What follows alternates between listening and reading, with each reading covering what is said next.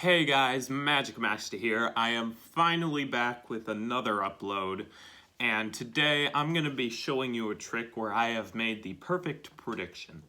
But before we get into that, first of all, for all of you fans of my Minecraft survival series and the other random gaming videos I do every so once in a while, I am hopefully going to be getting a second channel up and running just for those.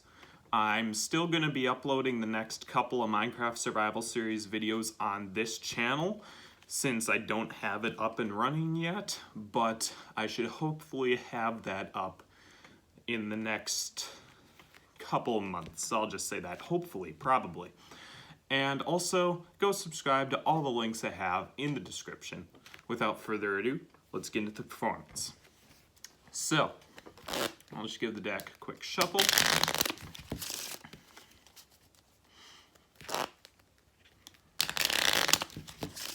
Now, I would have the spectator pick any card, and I would explain to them this isn't necessarily going to be their selection, so they don't have to memorize it or anything. It's more just going to be a helper card for the trick.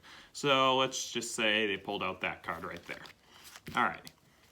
So now, I would riffle down the deck, and I would have them insert it anywhere they'd like. So let's just say they inserted it right here. Actually, I want this face up so I can see where it is in the deck, so I'm just going to do that real quick. Okay, so now we're going to take a look at the cards that are above and below the face-up card here. So we've got that one there, and we've got that one there.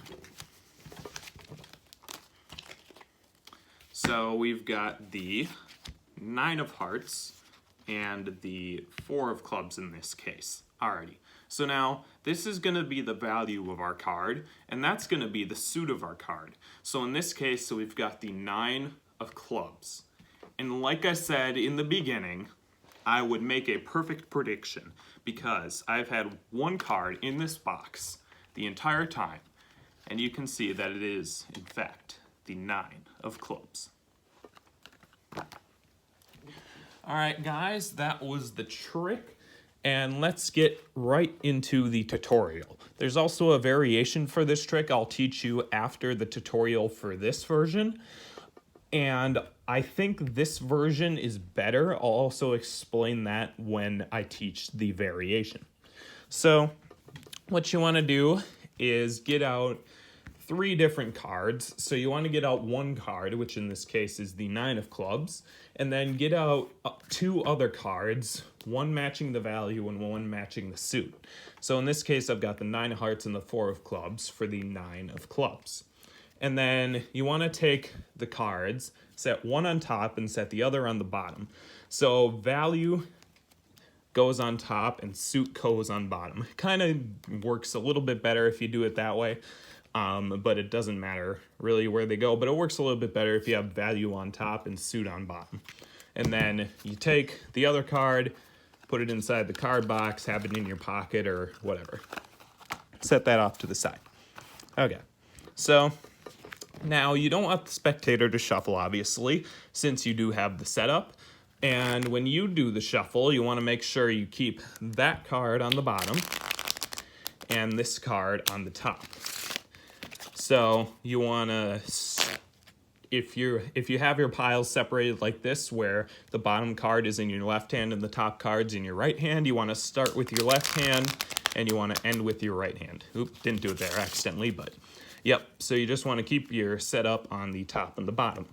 So then you have them pick any card, do the whole explanation I did in the performance where it's more going to be of a helper. It's going to be more of a helper card. And just make sure they don't pick the top and bottom card, obviously. So let's just say they want this one right there. They might look at it, that's fine. Doesn't really matter if they do.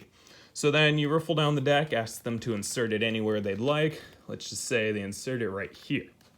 So now you want this to be face up, and you're also going to be doing a certain move here to get the top and bottom card surrounding this card here. So what you want to do is take the pile of cards above the card they inserted. Make sure they don't insert it all the way, by the way, so you can see where it is. So then take the pile of cards above that card, flip it over, grab that card, flip this whole pile over, and set this pile on top of that. So what you've just done is gotten the bottom card of the deck right here, and you've gotten the top card of the deck right here. So let me do that once again.